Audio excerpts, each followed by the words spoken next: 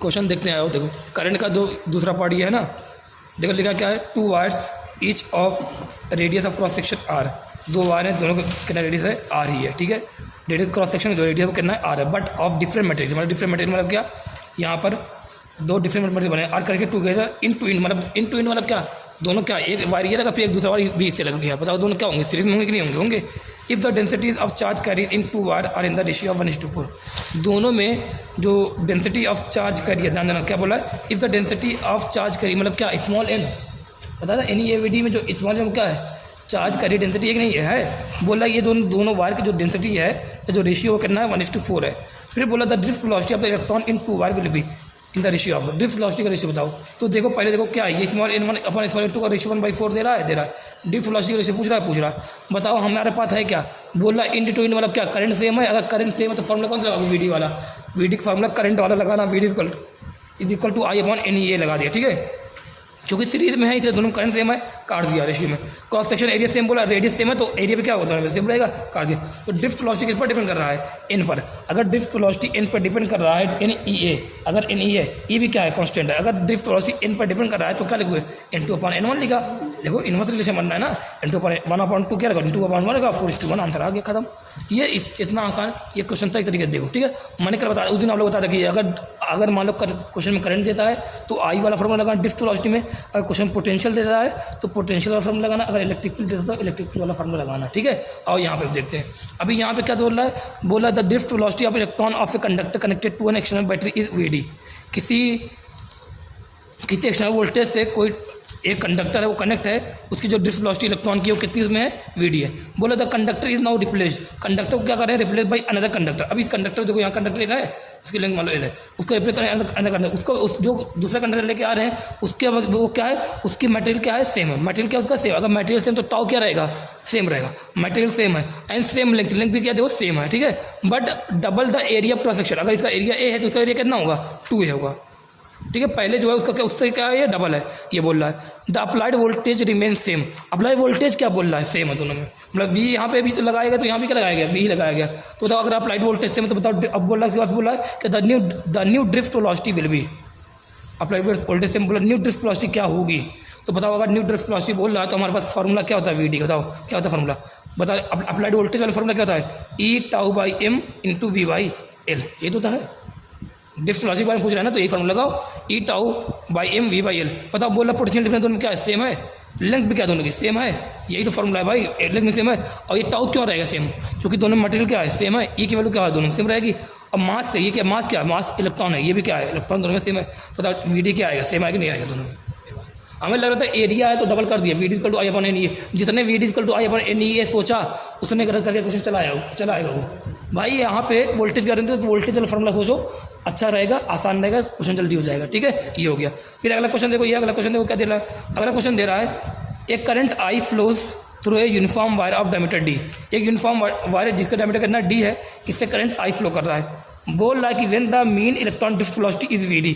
इसमें जो drift velocity करनी है पहले वाले मान लो कितनी VD है। बोला the same current will flow through a wire of diameter D/2। अब क्या लेना है, एक वायर और लेना है जिसका डायमीटर कितना D/2 है, उससे भी सेम करंट फ्लो कर। इसमें अगर I तो इसमें कितना है, I है। बोला मेड ऑफ सेम मटेरियल। दोनों का मटेरियल क्या है, दोनों में सेम है। मटेरियल क्या दोनों में सेम है। अब बोला फिर the mean drift velocity of electron will be. इसमें मीन ड्रिफ्ट वेलोसिटी इसमें कितनी होगी। तो बताओ हमारे पास क्या, पहले ये है डायमीटर D मान लिया, करंट I मान लिया, ड्रिफ्ट वेलोसिटी VD दिया है। बोला बाद में एक और सेम मटेरियल का एक चीज़ और एक बार और ले रहे हैं जिसकी डायमीटर कितना D/2 है, करंट इसमें I सेम है और इसमें इसकी लिंक वगैरह भगवान कुछ नहीं दिया है। तो बताओ अगर इसमें ड्रिफ्ट वेलोसिटी के बारे में फॉर्मूला, तो ड्रिफ्ट वेलोसिटी फॉर्मूला कौन सा लगाओ, क्योंकि करंट के बारे में दे रहा है यहाँ पे। अगर करंट के बारे में दे रहा है तो करंट वाला फॉर्मूला लगाओ। क्या फॉर्मूला है, VD = I/NEA। ए क्या होता है, πr² होता है ना, एक जगह क्या, क्योंकि डायमीटर के बारे में दे रहा है ना। देखो क्या डायमीटर दे रहा है तो क्या मुझे एरिया को ओपन करना पड़ेगा तुम्हारे का πr²। आर भी नहीं दिया, क्या दिया, डायमीटर दिया, तो मैंने क्या लिखा, D/2π², आर जगह लिख दिया, खत्म। बताओ अब क्या आया, I सेम दोनों में, N × E। N भी क्या दोनों में सेम है, अरे मटेरियल सेम है। अगर मटेरियल सेम है तो बताओ N की वैल्यू क्या होती है, स्मॉल n की वैल्यू क्या होती है। अरे अगर मटेरियल सेम तो स्मॉल n की वैल्यू सेम, टाउ सेम, सब सेम होता है, ठीक है। तो ये हम स्मॉल n की वैल्यू सेम, E की वैल्यू दोनों सेम रहेगी। बताओ 2 भी सेम रहेगा, किस पर डिपेंड कर रहा है, डायमीटर पे। बताओ डायमीटर किसका था, D2/D1 लिखा, डायमीटर 1। पहले डायमीटर कितना था मालूम, D था, बाद में कितना हाफ हो गया, D/2 किया, पर 2 जाएगा, देखो 4D आएगा। सिंपल क्वेश्चन, ठीक है। ठीक है। अब अगला क्वेश्चन देखो, अगला बोला the current of 2 ampere flow through a wire of cross section area A. एक करंट है, एक वायर है जिसका क्रॉस सेक्शन एरिया कितना दे रहा है 25 mm² दे रहा है, उसमें करंट कितना फ्लो कर रहा है 2 एम्पियर फ्लो कर रहा है, ठीक है। ए दे रहा है 25 mm², बताओ mm कितना होता है 10⁻³ मीटर होता है, mm² कितना हो जाएगा 10⁻6 मीटर स्क्वायर नहीं हो जाएगा, ये तो इतना आता करना था ना करंट 2 एम्पियर। बोल रहा है कि the number of free electron in a cubic metre, the number of free electron in a cubic metre, number of free electron in a cubic metre मतलब क्या, 1 मीटर क्यूब में कितने फ्री इलेक्ट्रॉन है, बताओ। स्मॉल एन क्या होता है, number of electron per unit volume, number of electron per unit volume होता क्या होता है, बताओ वॉल्यूम क्या मीटर क्यूब है कि नहीं है भाई। तो ये कहना क्या, ये यहाँ पे कहना क्या कि 1 मीटर क्यूब मतलब क्या, एक वॉल्यूम में कितने नंबर ऑफ फ्री इलेक्ट्रॉन, यही कहना मतलब ये क्या दिया, स्मॉल एन की वैल्यू दिया, कितना दिया 2 × 10⁻28 दिया, ठीक है।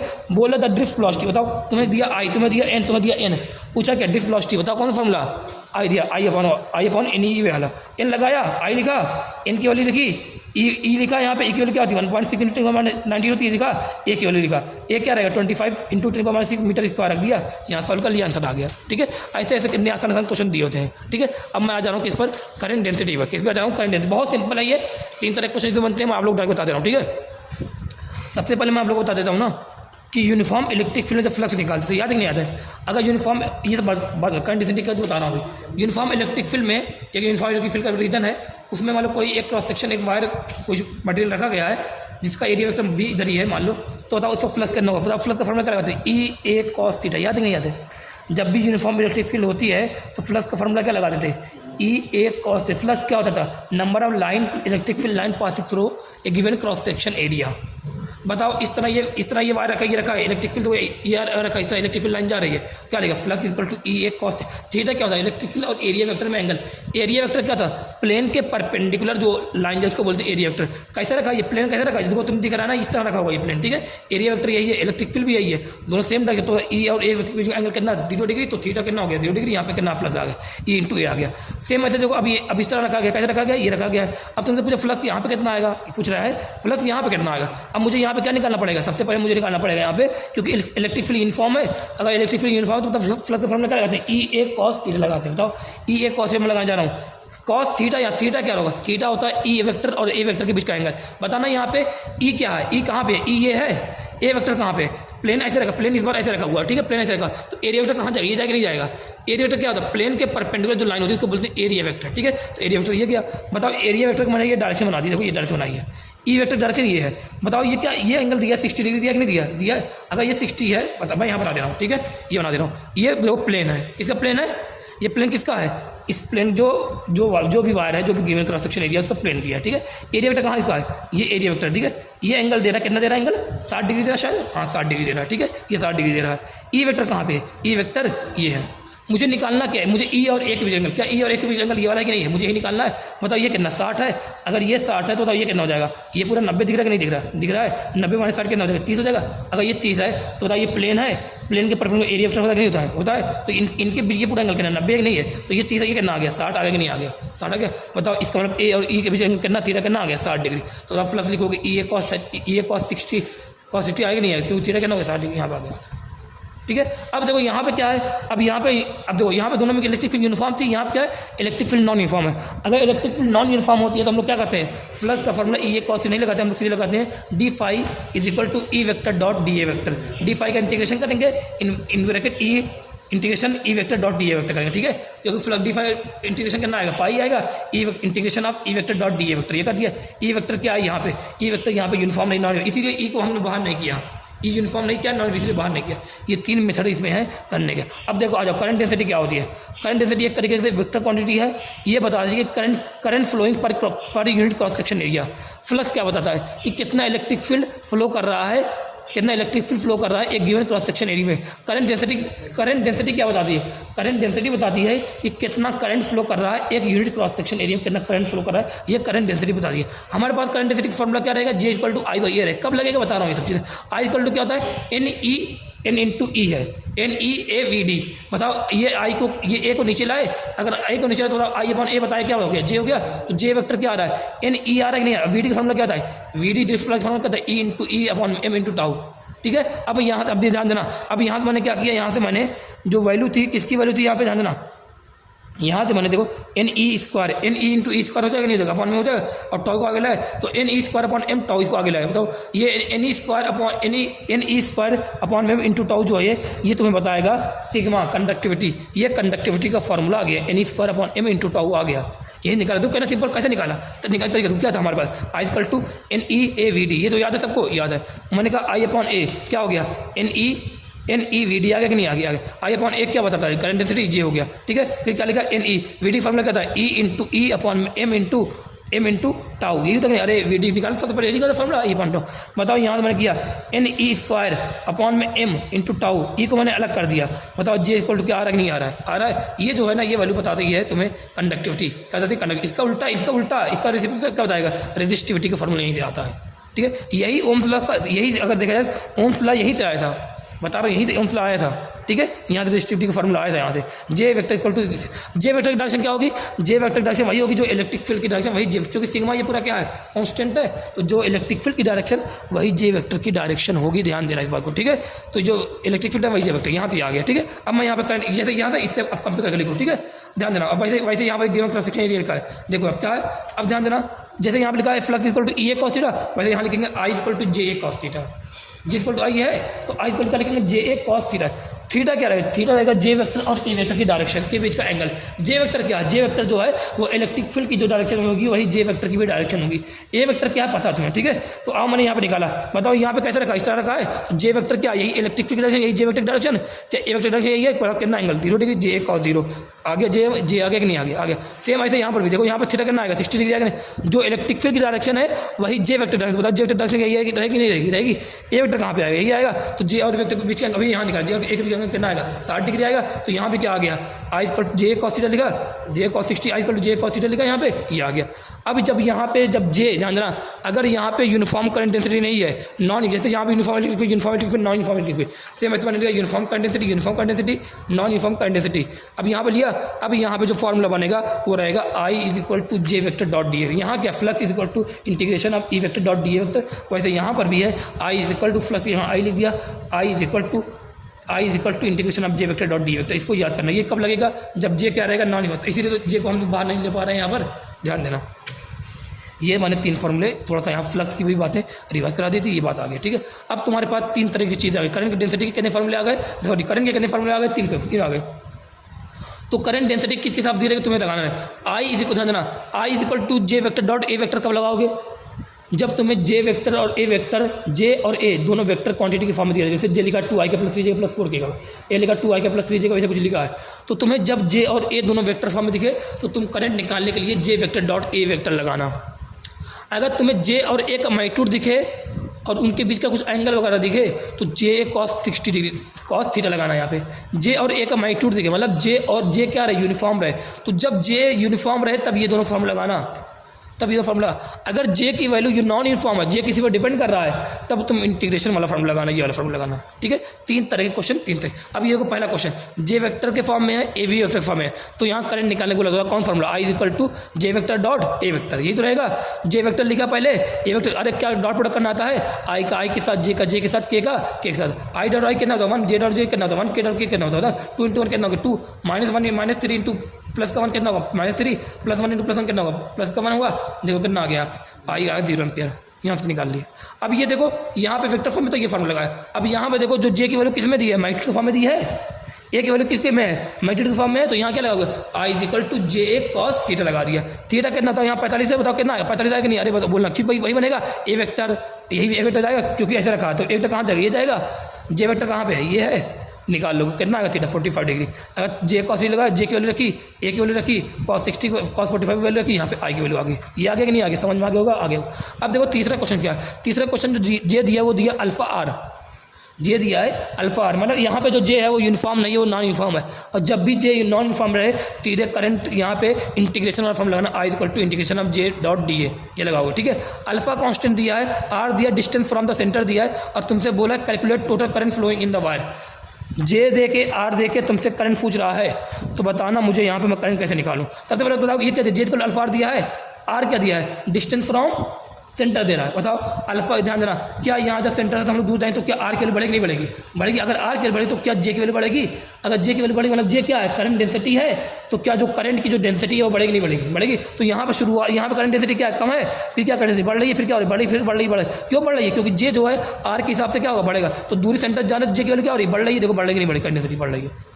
और बताना यहाँ पे जो दिया ना, वो दिया इस तरह बनाया डायग्राम, तो मतलब करंट कैसे आ रहा है? इस करंट जो है इस लेंथ को क्रॉस करता हुआ जा रहा है, ऐसे नहीं आ रहा, करंट इस लेंथ को क्रॉस करता हुआ जा रहा है। मतलब एरिया कैसे करते, इस तरह ये कवर करता हुआ एरिया जा रही है, वाला एरिया कवर करता हुआ, इस तरह मान लो रखा हुआ है, इस तरह इस वाला एरिया कवर करता हुआ जा रहा है। तो बताओ ए क्या लोगे यहाँ पे? ए लोगे पाई आर स्क्वायर नहीं लेना यहाँ पे ध्यान देना, पहले चेक करना यहाँ पे जो करंट जे की वैल्यू यूनिफॉर्म नहीं, नॉन यूनिफॉर्म है। बताओ क्या हर पॉइंट पे जे की वैल्यू डिफरेंट आ रही है नहीं आ रही? देखो आ रही है। अगर डिफरेंट आ रही है तो यहाँ पे नॉन यूनिफॉर्म वाला वेरिएबल है, तो यहाँ पे हमें इंटीग्रेशन करना पड़ेगा। इंटीग्रेशन का तरीका नहीं बताया था, बताओ किस फॉर्म में जाए, बताओ किस फॉर्म में इंटीग्रेशन करोगे? क्या करें? क्योंकि आर जो है आर के हिसाब से जे वेरिएबल है, तो आर दूरी पे जाओ, एक छोटा सा एलिमेंट लो, कितना? आर दूरी पे डी आर एलिमेंट लिए, क्या आर दूरी पे गए डी आर एलिमेंट लिए। देखो आर दूरी पे गए, ये क्या है? कितनी थिकनेस का है? ये डी आर थिकनेस का एक एलिमेंट लिया। आर दूरी पे गए डी आर थिकनेस का एलिमेंट लिया। इस एलिमेंट को काट दो, ध्यान देना, इस एलिमेंट को काटा, मुझे इस एलिमेंट का क्या लिखना है? क्रॉस एरिया लिखना है, डी ये छोटा सा एरिया लिखना है।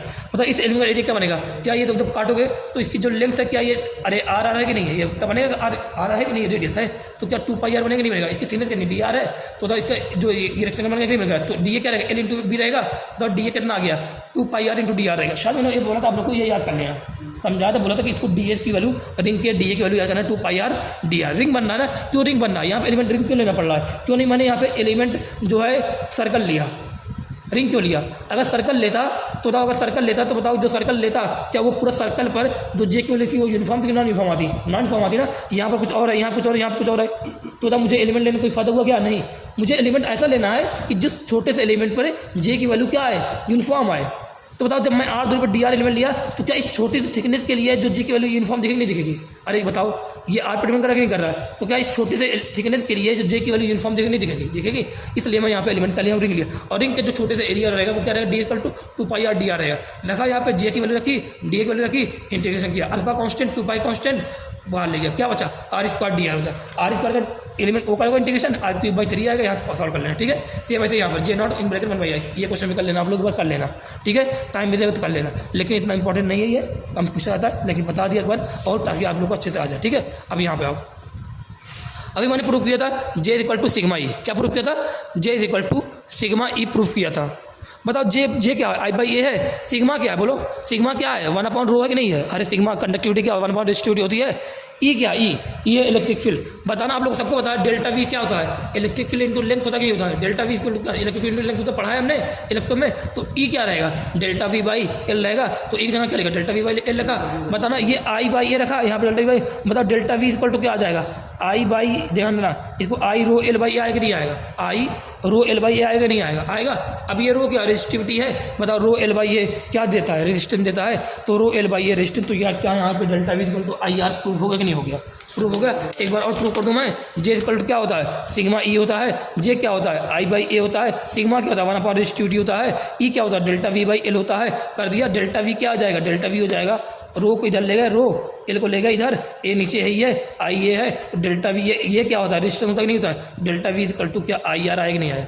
वी इक्वल टू आई नहीं, delta V equal to I R आ रहा है। यही क्या है? ओम्स लॉ है। आर के formula resistivity into length one area, ठीक है। ये चीज़ें मैंने मुझे बतानी थी, बता दिया। अब मैं आप लोग को स्ट्रेचिंग वाले क्वेश्चन के कुछ कॉन्सेप्ट बता रहा हूँ, सीधे फिर हम लोग क्वेश्चन पे आ जाएंगे, ठीक है। स्ट्रेचिंग वाला कॉन्सेप्ट ध्यान देना क्या है? जब हम लोग किसी वायर को स्ट्रेच करें, कोई ये वायर है, कोई ये वायर है, ठीक है। इसको मैं अगर स्ट्रेच करूँ, खींचूँ, तो जब खींचूंगा तो बताओ इसका लेंथ चेंज होगा कि नहीं होगा? अगर इसका लेंथ चेंज होगा तो कैसे एरिया चेंज होगा? लेंथ भी चेंज होगा, एरिया चेंज होगा। अगर लेंथ जितना बढ़े, जितने गुना बढ़े उतने गुना एरिया भी घट जाए। लेंथ जब बढ़ेगा तो एरिया क्या होगा? बढ़ेगा घटेगा? अगर लेंथ बढ़ेगा, अगर किसी वायर को तुम खींचोगे तो लेंथ बढ़े तो एरिया का पतला होगा नहीं होगा? पर पतला तो क्रॉस सेक्शन एरिया घटेगा नहीं घटेगा? घटेगा। अगर लेंथ बढ़ेगा एरिया घटेगा। तो बताओ मैं कहूँ वॉल्यूम क्या होता है? Area into length. वॉल्यूम क्या होता है? Area into length. तो ध्यान, जितना एरिया बढ़ा उतना ही लेंथ क्या हो जाता है? घट जाता है। शायद मैंने पौधे जैसे बताया था आप लोग ना, जितना एरिया बढ़ता है उतना लेंथ क्या होता है, घटता है, इसलिए वॉल्यूम क्या रहता है, कांस्टेंट। तो जब भी तुम्हें क्वेश्चन में स्ट्रेचिंग वर्ड आ जाए, मेल्ट वर्ड आ जाए, बेंड वर्ड आ जाए, तो उस क्वेश्चन में तुम्हें वॉल्यूम को क्या मान के चलना है, कांस्टेंट मान के चलना है। किसका वॉल्यूम, इस वायर का, ए इंटू एल। ए क्या है, क्रॉस सेक्शन एरिया, एल क्या है, लेंथ ऑफ वायर को कांस्टेंट देना, क्योंकि स्ट्रेचिंग कर रहे हो तो मास भी कहीं जाने वाला नहीं है, मास भी कांस्टेंट, मास भी कांस्टेंट, वॉल्यूम भी कांस्टेंट। और ये रो क्या, रो है रेजिस्टिविटी। रेजिस्टिविटी किस पर डिपेंड करती है, मटेरियल पर, क्योंकि तुमने खींचा तो मटेरियल थोड़ी चेंज हुआ, तो मटेरियल भी क्या रहेगा, रेजिस्टिविटी भी क्या रहेगी, कांस्टेंट। तो ये तीन चीज़ तुम्हें कांस्टेंट मान के चलना जब भी वर्ड क्या दिख जाए, स्ट्रेच, मेल्ट और बेंड। ये किसमें, इस करंट इलेक्ट्रिसिटी की बात कर रहा हूँ, यहाँ पे क्वेश्चन की बात कर रहा हूँ, ठीक है। अगर क्वेश्चन में ध्यान देना, अब क्वेश्चन में तुम्हें अगर ना एल गिवन है, क्या दिया है क्वेश्चन में, एल गिवन है, और तुमने बोला पहले रेजिस्टेंस आर है, बाद बताओ बाद में रेजिस्टेंस कितना हो गया। अब बोला कि स्ट्रेच कर दे रहे हैं, ध्यान देना, दिया कोई वायर है जिसका लेंथ एल है, इसको स्ट्रेच किया जा रहा है, तो बताओ अभी रेजिस्टेंस आर है, इसको स्ट्रेच किया जा रहा है, तो बताओ इसका रेजिस्टेंस अब कितना होगा। तो बताओ यहाँ पे स्ट्रेच वर्ड आया कि नहीं आया, आया, स्ट्रेच वर्ड आ गया है, और ये क्या आ गया यहाँ पे, स्ट्रेच वर्ड और लेंथ वर्ड आया। जब भी तुम्हें स्ट्रेच वर्ड देखे और लेंथ दिखे तो फार्मूला पहले देखो, आर इक्वल टू क्या है, रो एल बाई ए है, मैं यहाँ पे निकाल दिया, अब वही तरीका याद करना।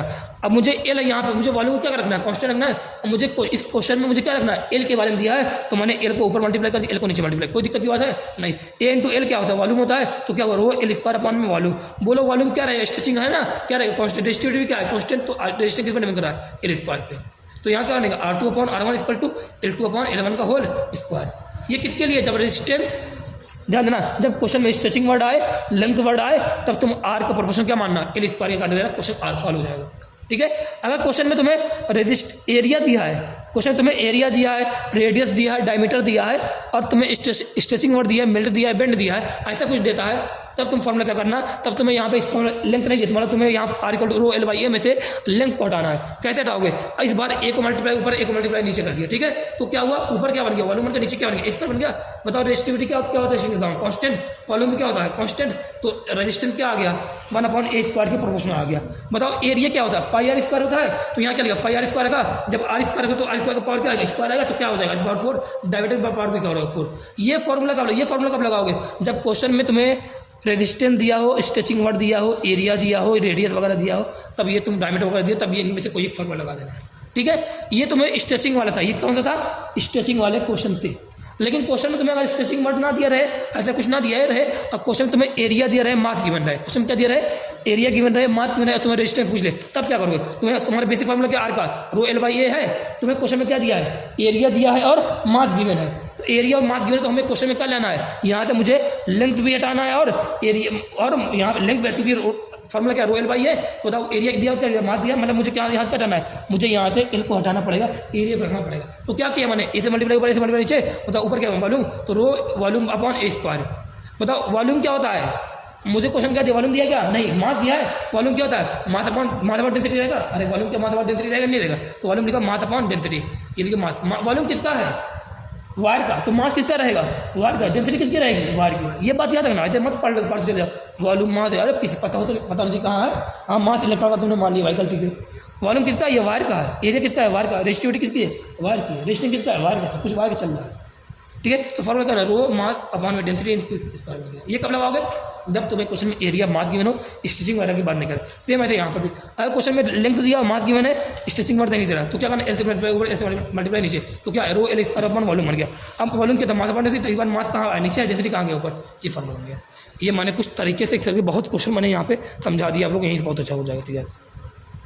मैं बोलूँ परसेंटेज चेंज इन रेजिस्टेंस क्या होता है, सबको पता परसेंटेज चेंज क्या होता है, चेंज अपॉन में इनिशियल वैल्यू इंटू 100, तो percentage change in resistance R2 upon R1 minus 1 into 100 है, कई बार लिखा चुका हूँ, सब चीज़ें याद होना चाहिए, सब चीज़ें, ठीक है। अब मैं यहाँ पे क्वेश्चन दे रहा हूँ, इस क्वेश्चन को समझो, तरीके समझना, ठीक है। लिखा एक वायर है, क्या बोला है, एक वायर है जिसका रेजिस्टेंस पहले कहना R है, बोला इसका बाद में रेजिस्टेंस होता रहा है, R डैश हो जा रहा है, बोला इसकी लेंथ कितनी है, L है, बाद में डबल हो जा रही है, लेंथ 2L हो जा रही है, तो बोला जो ये R डैश इसकी वैल्यू निकालो। बताओ क्या बोला, रेजिस्टेंस R है, वायर है, रेजिस्टेंस R है, वायर को स्ट्रेच करके डबल किया जा रहा है, और नहीं, बताओ क्वेश्चन में क्या क्या आ रहा है, क्या क्वेश्चन में स्ट्रेच वर्ड आ रहा है कि नहीं आ रहा है, आ रहा है स्ट्रेच वर्ड, क्या क्वेश्चन में रेजिस्टेंस वर्ड आ रहा है कि नहीं आ रहा है, आ रहा है, क्या लेंथ वर्ड आ रहा है कि नहीं आ रहा है, आ रहा है, बताओ क्वेश्चन में स्टेज बड़ा रेजिस्टेंस लिखते कौन सा formula, R proportional to L square, लगा दोगे आर प्रोपोर्शनल एल स्क्वायर, लगाया कि नहीं लगाया, तो R two upon R one equal to L two पर L1 का स्क्वायर रहेगा नहीं रहेगा, तो आर टू निकालना मुझे, आर वन पहले कितना था आर था, L2 कितना होगा डबल होगा नहीं होगा, पहले एल था तो बाद में कितना होगा डबल, तो पहले 2L बाद में 2L पहले कल के एल यहाँ आंसर। सिंपल क्वेश्चन रहता है। अब मैं एक क्वेश्चन और ध्यान दे रहा हूँ, ये क्वेश्चन कई बार पूछ चुका है, ये क्वेश्चन कई बार पूछा है, ध्यान देना।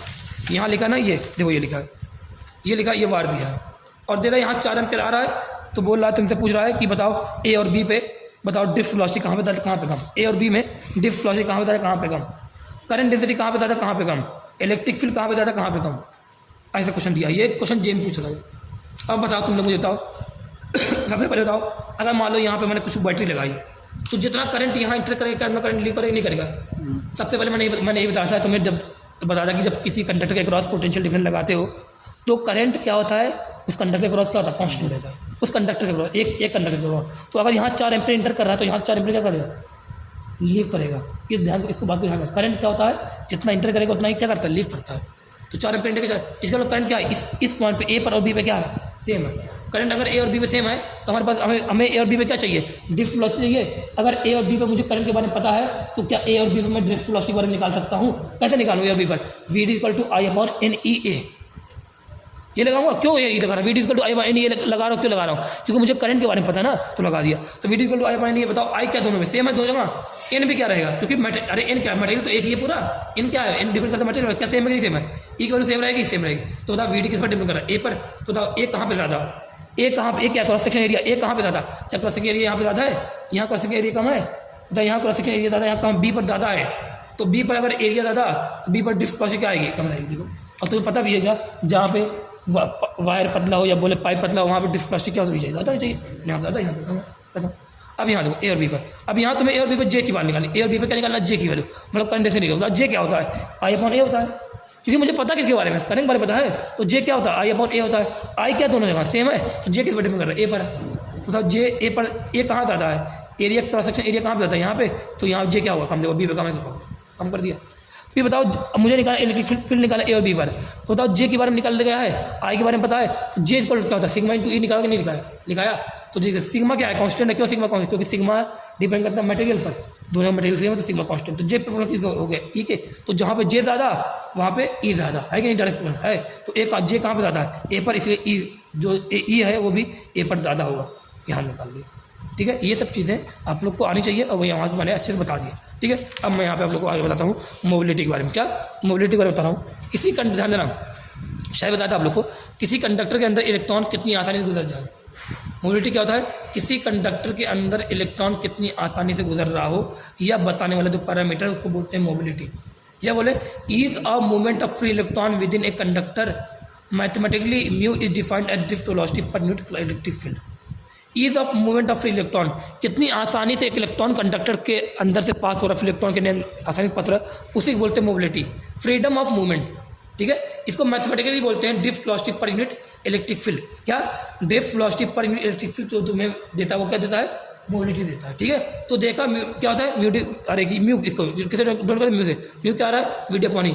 बताओ वन अपॉन ई इंटू क्या, ऐसे लिख सकता हूँ, वी डी क्या था, E upon M into tau तक नहीं था, ई से ई कैंसिल हो गया, तो म्यू क्या आ रहा है, म्यू आ रहा है E into tau upon M, E into tau upon M. Tau क्या, रिलैक्सेशन टाइम है, टाउ क्या, रिलैक्सेशन टाइम है। आ रहा है नहीं आ रहा, अगर मैं बोलूँ कि ई कांस्टेंट एम कांस्टेंट होता है, म्यू किस पर डिपेंड करेगा, टाउ पर। जितना ज़्यादा रिलैक्सेशन टाइम और ज़्यादा क्या रहेगा मोबिलिटी। रिलैक्सेशन टाइम क्या था, किसी दो को टकराने में कितना टाइम लगता है ना, किसी दो को टकराने में कितना टाइम लगता है, तो ये जितना ज़्यादा रहेगा उतना ज़्यादा क्या रहेगा, मोबिलिटी मतलब क्या रहेगा, उतना ज़्यादा फ्री से वो मूव कर सकता है। ठीक है, ये सब चीज़ें आसानी से आनी चाहिए। अब देखो ये सिग्मा इक्वल टू क्या है, N E square tau upon M, ये पता था, ये भी निकाला था, sigma equal to N E square tau upon M निकाला था। अब मैंने क्या किया, एन ई को अलग कर दिया, ई को मैंने अलग कर दिया, ई टाउ बाई एम को अलग कर दिया। मतलब अभी निकाला ई टाउ बाई एम क्या है, म्यू है कि नहीं, देखो अभी निकाला ई टाउ बाई एम, तो सिग्मा फॉर्मूला कितना आ गया, N into E into mu आ गया। तो अब देखो म्यू का कितना फॉर्मूला आ गया, म्यू का फॉर्मूला आ रहा है V D upon electric field आ रहा है, और म्यू का फॉर्मूला क्या आ रहा है, म्यू का फॉर्मूला आ रहा है E into tau upon M आ रहा है, और यहाँ पे क्या आ रहा है, sigma equal to N E mu आ रहा है। एक बार तीनों फार्मूला मेरे साथ लिख लो, म्यू का फार्मूला वी डी अपॉन में ई, म्यू का formula E tau by M, mu sigma का फार्मूला एन ई म्यू। कहाँ से निकाल लो मैं, सिग्मा का फार्मूला मुझे होता है N E square upon N square tau upon में एम होता है। ठीक है।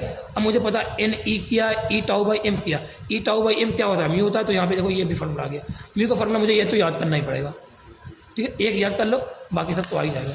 वीडी को अरे ऐसे एक याद कर लिया तो म्यू लिखा, 1/, ई लिखा। वीडी का फॉर्मूला क्या था, ई बाई एम इंटू क्या होता है, टाउ होता है, ये रख दिया। ई से ई कैंसिल हो गया, क्या आया, ई टाउ बाई एम आ गया। यहाँ से एक फॉर्मूला ये आ गया, ये वाला फॉर्मूला आ गया। अब ये आ गया तो मुझे फॉर्मूला पता है, सिग्मा फॉर्मूला पता है, N E square tau by M पता है। तो मैंने इसको अलग किया, एन ई बाई एम, और यहाँ पे किया ई टाउ बाई एम को अलग कर दिया। ई टाउ बाई एम अभी कोई करेगा, ये लिखा तो एन ई यू आ गया, सिग्मा फॉर्मूला आ गया। सिंपल है भाई, आसानी से आ गया, ठीक है। ये चीज़ें दी है। अब यहाँ देखो कुछ वैल्यू दी है, लिखा यहाँ पे इलेक्ट्रिक फील्ड लिखा 100, यहाँ इलेक्ट्रिक फील्ड दिया है 50, यहाँ पे वी डी दिया है 10, यहाँ वी डी दिया है 20। पूछ रहा है कि दोनों में मोबिलिटी निकालो, बताओ म्यू, बताओ क्या दिया, डिस्क वेलोसिटी और इलेक्ट्रिक फील्ड दिया है। तो म्यू क्या होता है, मोबिलिटी क्या होती है, म्यू होती है, म्यू जो होता है वी डी अपॉन में। तो यहाँ वी डी अपॉन में लिखा, वी डी कितना 10 अपॉन में कितना होगा 1/10, यहाँ लिखा वी डी अपॉन में लिखा कितना 20 अपॉन में 5 तो कितना 1/25। यहाँ पे बताओ, यहाँ के 1/10 टेबल पर 0.1, यहाँ के 0. कमाई देवस्तु आएगा। बताओ कहाँ ज़्यादा, यहाँ पे ध्यान देना, कहाँ पे ज़्यादा आ रहा है, म्यू की वैल्यू यहाँ 1/10 0. बना रहा है, यहाँ पर और कमा 0.04 आएगा, ठीक है। 0.04 आएगा यहाँ पर, आइए 0.04 यहाँ पर कमा रहा है। तो यहाँ पे ज़्यादा, यहाँ पे कम। तो यहाँ पे अगर मोबिलिटी ज़्यादा, यहाँ पे कम, तो इसका मतलब क्या, ए वाले वायर में मोबिलिटी ज़्यादा। इसका एक बार समझ लो, ए वाले वायर में अगर मोबिलिटी ज़्यादा, बी वाले मोबिलिटी कम, इसका मतलब क्या, ए में जो इलेक्ट्रॉन का मूवमेंट ज़्यादा आसानी से होगा बी के कंपेरिजन में। ए में बी के कंपेरिजन में इलेक्ट्रॉन का मूवमेंट क्या होगा, ज़्यादा आसानी से होगा, ये था। अब ओम्स लॉ देख लेते हैं। ओम्स लॉ क्या था, अंडर कांस्टेंट फिजिकल एंड, ध्यान देना डिफिनेशन क्या था, under constant physical and chemical condition the current flowing through a given conductor is directly proportional to potential difference across it. अगर मैं एक कंडक्टर का जो फिजिकल लेंथ वगैरह जो भी है उसको मैं कांस्टेंट रखता हूँ, कुछ चेंज नहीं करता हूँ, केमिकली जो उसके अंदर सब कुछ रहा उसको मैं कांस्टेंट रख रहा हूँ, तो जो करंट फ्लोइंग जो होता है, करंट जो फ्लो करता है एक कंडक्टर के अक्रॉस जो फ्लो करेगा, वो क्या होगा, वो प्रोपोर्शनल रहेगा कि उसके कंडक्टर के अक्रॉस कितना पोटेंशियल डिफरेंस अप्लाई किया गया है। आई प्रोपोर्शनल क्या रहेगा, वी के, या बोले वी प्रोपोर्शनल क्या रहेगा, आई के रहेगा। अगर आई प्रोपोर्शनल वी के आए तो यहाँ पे जो कांस्टेंट, जब ये प्रोपोर्शनल क्या होगा, तो जो यहाँ पे कांस्टेंट है वो क्या आएगा, जी आएगा। जी क्या आता है, जी होता है constant called conductance of a conductor, G के बोलते हैं कंडक्टेंस। अब यहाँ पे अगर v प्रोपोर्शनल टू आई लिखा, तो जब अगर तुम v प्रोपोर्शनल टू आई लिख रहे हो तो प्रोपोर्शनल जब हटाओगे तो यहाँ पे क्या आएगा, यहाँ पे r आएगा। तो v equal to I R बन रहा कि नहीं बन रहा, यहाँ पे बन रहा है। तो ये r क्या है, r भी एक कांस्टेंट है, इसको बोलते हैं resistance of a conductor. g एक कांस्टेंट को बोलते हैं कंडक्टेंस ऑफ ए कंडक्टर, ठीक है। ये रेजिस्टेंस क्या करता है, रेजिस्टेंस क्या बता रहा है, अपोज करंट का। g क्या है, तरीके से बताया कितना आसानी से मूवमेंट कर रहा है। I equal to G V में जी क्या है, कंडक्टेंस है। V equal to I R में आर क्या है, रेजिस्टेंस है। जी की वैल्यू क्या होगी, 1/r होगी, यहाँ से भी निकाल लोगे, आ जाएगा, ठीक है। ये चीज़ मैंने बता दी आप लोग ओम्स लॉ का, ठीक है। थोड़ा सा बहुत चीज़ें ज़्यादा नहीं हम लोग देना आगे। और ध्यान देना, जो आर होता है रेजिस्टेंस होता है, आर इक्वल कोई जल्दबाजी में R equal to V by I लिखा, मैंने बताया था। आर जो होता है वो वोल्टेज पर और करंट पर डिपेंड नहीं करता। आर जो होता है वो पोटेंशियल डिफरेंस पर, करंट पर डिपेंड नहीं करता है। आर किस पर डिपेंड करता है, आर डिपेंड करता है मटेरियल पर कि उसकी स्ट्रेचिंग वगैरह की जाएगी नहीं है। आर डिपेंड करता है टेम्परेचर पर, आर डिपेंड करता है लेंथ पर, आर डिपेंड करता है क्रॉस सेक्शन एरिया पर। रेजिस्टेंस किस पर डिपेंड करता है, लेंथ पर, क्रॉस सेक्शन एरिया पर, टेम्परेचर पर, रेजिस्टिविटी मतलब मटेरियल वगैरह की स्ट्रेचिंग वगैरह हो रही कि नहीं हो रही है, इस पर डिपेंड कर रहा है। रेजिस्टेंस वोल्टेज पर, करंट पर डिपेंड नहीं करता। ये क्यों नहीं करता, ये मैंने आप लोग को एग्जाम्पल दी थी क्लास में, ज़्यादा सोचना नहीं है, बस याद रखना एक बात को, ठीक है। क्लास में बताया था। अब देखो प्रूफ ऑफ ओम्स लॉ क्या प्रूफ करना है, यहाँ पे जे इक्वल टू सिग्मा ई लिखा था, याद है ना, प्रूफ किया था ये, अरे जे इक्वल टू सिग्मा ई है, सिग्मा ई के डेल्टा ई अभी प्रूफ किया था वहाँ पे, है ना, यहाँ था प्रूफ। तो यहाँ पे सीधे तुम्हें याद रखना है, आर इक्वल टू 1/g याद रखना है। ये सब प्रूफ वगैरह मत देखो, सीधे अब याद करो formula, delta V equal to I into R, delta V equal to I into R. R resistance और जो जी है ये क्या है, कंडक्टेंस, दोनों क्या इसका क्वांटिटी, आर की यूनिट का ओम, जी का क्या ओम, ये सब याद रखना। आर का जो फॉर्मूला होगा ये सब याद रखना, ठीक है। कोई जल्दबाजी नहीं है। रो का फॉर्मूला m/n स्क्वायर टाउ होता है, ये भी याद रखना, ठीक है। यहाँ से मैं आप लोग को अब चीज़ें आगे बता रहा हूँ, ठीक है। अब मैं क्वेश्चन पे आता हूँ। क्वेश्चन की चीज़ें देखते हैं, सिंपल है, बहुत आसानी से ये चीज़ें समझ लेना, ठीक है। क्या दे रहा है क्वेश्चन, क्या कर रहा है, देख रहा लिख रहा है क्वेश्चन, लिख रहा है the electrical resistance of a certain wire of iron is R. क्या बोल रहा है, अच्छा नहीं दिख रहा है, हाँ अब देखो सही है ना। लिख रहा है the electrical resistance of certain wire of iron is R. जो एक वायर है उसका रेजिस्टेंस कितना है, पहले कितना है, आर है। If its length and radius are both double, क्या अगर उसकी लेंथ को और रेडियस को दोनों डबल कर रहे हैं तो बताओ रेजिस्टेंस पर क्या फ़र्क पड़ेगा। तब ना क्वेश्चन क्या कर रहा है, मैं कह रहा हूँ लिख रहा हूँ। बोल रहा है तो इलेक्ट्रिक रेजिस्टेंस ऑफ सर्टेन, एक वायर है, उसका रेजिस्टेंस कितना है, आर है, उसका लेंथ कितना मान लो एल है, उसका क्रॉस सेक्शन एरिया कितना मान लो स्मॉल आर है, ठीक है, कर दिया ये। अब बोला इस रेजिस्टेंस, इस वायर का जो लेंथ है, इस वायर की लेंथ क्या कर दिया गया, डबल 2L कर दिया, और जो रेडियस उसको भी क्या कर दिया गया, डबल 2R कर दिया गया। बोला इस इतना करने में जो इसके रेजिस्टेंस पे उस पर फर्क क्या पड़ेगा, तो क्या करूँ बताओ, यहाँ फॉर्मूला क्या लगाऊँ, क्या डबल किया गया है, ऐसा बोला यहाँ पे कहीं पे, क्या यहाँ पे ऐसा किसी ने बोला कि स्ट्रेचिंग वर्ड कहीं पे आया, अरे स्ट्रेचिंग वर्ड कहीं पे आया क्या, नहीं, मेल्टिंग वर्ड कहीं पे आया नहीं, बेंडिंग वर्ड कहीं पे आया नहीं। तो यहाँ पे तुम लेंथ को देख के ना जल्दबाजी मत कर देना, यहाँ पे लेंथ को भी चेंज कर रहा है और रेडियस भी चेंज कर रहा है, तो जल्दबाजी मत करना, यहाँ पे सीधे फार्मूला क्या लगाओ, बेसिक फार्मूला आजकल तो रो एल बाई ए, ये लिख दिया, क्योंकि एक ही वायर है तो रेजिस्टिविटी क्या रहेगी, सेम। क्या लेंथ पर और एरिया पर डिपेंड कर रहा है कि नहीं कर रहा है, तो लेंथ भी चेंज हो रहा है और रेडियस चेंज हो रहा है, एरिया भी चेंज हो रहा है, तो क्या लिखा, प्रोपोर्शनल टू एल अपॉन में एरिया क्या होता है, पाई आर स्क्वायर, पाई क्या रहेगा कॉन्स्टेंट है, आर स्क्वायर कर दिया, तो आर ही आ गया। तो क्या लिखा, R2 upon R1 equal to L2 upon L1, क्योंकि एल डायरेक्ट प्रोपोर्शनल लिख दिया, आर क्या इनवर्स है तो R1 अपॉन R2 लिखा का होल स्क्वायर कर दिया। L2 क्या होता है, बाद में एल क्या डबल हो रहा है 2L लिखा, पहले क्या था कम एल था, पहले रेडियस क्या था आर था, बाद में डबल हो गया 2R हो गया, स्क्वायर कर दिया, आ जाएगा R2, पहले आर था रेजिस्टेंस आर, एल करेंगे आर 2 का ये क्या स्क्वायर हो जाएगा, तो 4 होगा, 4 2 अपॉन 4 करना 1/2 आया, तो R/2 आएगा नहीं है, तो रेजिस्टेंस क्या हो गया, हाफ हो गया नहीं, आंसर आ जाएगा, खत्म। ये अगला क्वेश्चन देखो, बहुत सिंपल, अगला क्वेश्चन बहुत आसान क्वेश्चन है, ध्यान देना, ये क्वेश्चन मैं समझा रहा हूँ, बहुत अच्छा क्वेश्चन, जेईई में क्वेश्चन पूछा गया, एम्स में पूछा गया क्वेश्चन, नीट में नहीं पूछा गया, ध्यान देना क्वेश्चन लिखा। अभी स्ट्रेचिंग वर्ड पे ध्यान देना, स्ट्रेचिंग वर्ड वाले पे क्वेश्चन ये है, लेकिन स्ट्रेचिंग वाले पे क्वेश्चन है, लेकिन ये कहाँ पे है, ध्यान देना, ये क्वेश्चन बहुत अच्छा क्वेश्चन है, तो पहले ये क्वेश्चन मैं करवा दे रहा हूँ। हम लोग लिखा कि ये पूरा वायर स्ट्रेच नहीं कर रहा है, ये जो मैंने बताया था आप लोग को ना, ये जो मैंने बताया था, ये चीज़ बताई थी, पूरे एक वायर है, पूरे वायर को जब स्ट्रेच किया जाए उसके लिए बताया था मैंने, ठीक है। यहाँ पे ध्यान देना, एक वायर का ना आधा ही पोर्शन स्ट्रेच किया जा रहा है, एक वायर का आधा पोर्शन सेम रखा जा रहा है और आधा पोर्शन क्या किया जाए, स्ट्रेच किया जा रहा है। तो आप समझो इस वायर को, इस क्वेश्चन समझो पहले मेरे साथ समझना। लिखा एक मेटल वायर है, क्या बोल रहा है, एक मेटल वायर है जिसकी लेंथ कितनी है, एल है, तो एक वायर है जिसकी लेंथ कितनी पूरी है, एल है मान लो। फिर बोला if half of its length is stretch, इसकी आधी लेंथ को स्ट्रेच किया जा रहा है, मतलब आधी क्या है, कांस्टेंट है, देखो आधी लेंथ ये है, पहले ये पूरा वायर है, लेंथ एल है, मतलब क्या L/2 कर दिया मैंने। बोला इसकी आधी लेंथ को स्ट्रेच करें, मतलब ये आधी लेंथ क्या है, इसको खींच रहे हैं, मतलब जो आधी लेंथ को जब खींचेंगे तो ये आधी लेंथ की जो आधी जो लेंथ L/2 वो लेंथ क्या होगी, बढ़ेगी, और इसका एरिया क्या होगा, इतने का एरिया क्या होगा, घटेगा, कुछ पतला होगा कि नहीं होगा, बताओ।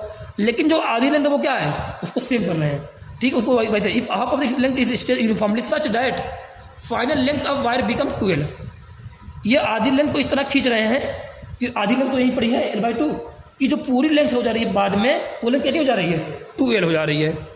बोला था new resistance of wire will be, अब जो ये वायर बन रहा है इसकी रेजिस्टेंस बताओ क्या हुआ, समझ में आ गया, ये रेजिस्टेंस है, लेंथ एल है, वायर है, इस आधी को साफ वैसे ही रखा कर, बोला कि आधी खींच दे रहे हैं तो पूरा लेंथ कितनी हो जा रही है, 2L हो जा रही है, तो अब पूरे वायर का रेजिस्टेंस कितना आएगा। तो अब बताओ, मुझे बताओ, क्या मैं अब जो स्ट्रेचिंग वाला कॉन्सेप्ट है, क्या मैं पूरे में लगाऊंगा कि आधे में लगाऊंगा, किसमें लगाऊंगा, क्या मैं इस आधे में लगाऊंगा कि नहीं लगाऊंगा, इसी देखो इस आधे वाले को मैंने यहाँ पे जूम कर दिया, देखो ये क्या है, ये वाले स्ट्रेच नहीं किया गया ना, बताओ अगर इस वाले को स्ट्रेच नहीं किया गया तो इस वाले में क्या लगाऊंगा, सीधे यूनिटी में तो लगाओ, एल लेंथ का रेजिस्टेंस कितना है, आर है, तो 1 का कितना होगा, R/L होगा, यूनिटी कितना R/L होगा, तो L/2 लेंथ कितना होगा, R/2। इसमें कोई चेंज नहीं किया गया ना, अगर इसमें कोई इस लेंथ में कोई चेंज नहीं किया गया तो क्या इस लेंथ में कोई रेजिस्टेंस कोई चेंज आएगा, रेजिस्टेंस में चेंज कब आता है, जब उसको स्ट्रेचिंग किया जाए, लेंथ में चेंज किया जाए, एरिया में चेंज किया जाए। जब इस वाले आधे में कोई चेंज नहीं किया गया तो इस वाले रेजिस्टेंस कोई चेंज आएगा क्या, नहीं, कितना R/2 है। चेंज किस में किया गया, इस वाले में, तो इस वाले को मैंने अलग से ड्रॉ कर दिया, इस वाले में स्ट्रेचिंग की जा रही नहीं की जा रही है। अब लिख रहा हूँ मैं यहाँ पे क्या स्ट्रेच कर रहा है, बोला स्ट्रेच वर्ड आया कि नहीं आया, लेंथ में चेंज आ रहा है ना, लेंथ में, बताओ स्ट्रेच वर्ड आए, लेंथ में चेंज आए, तो फॉर्मूला कौन था, R proportional to L square वाला।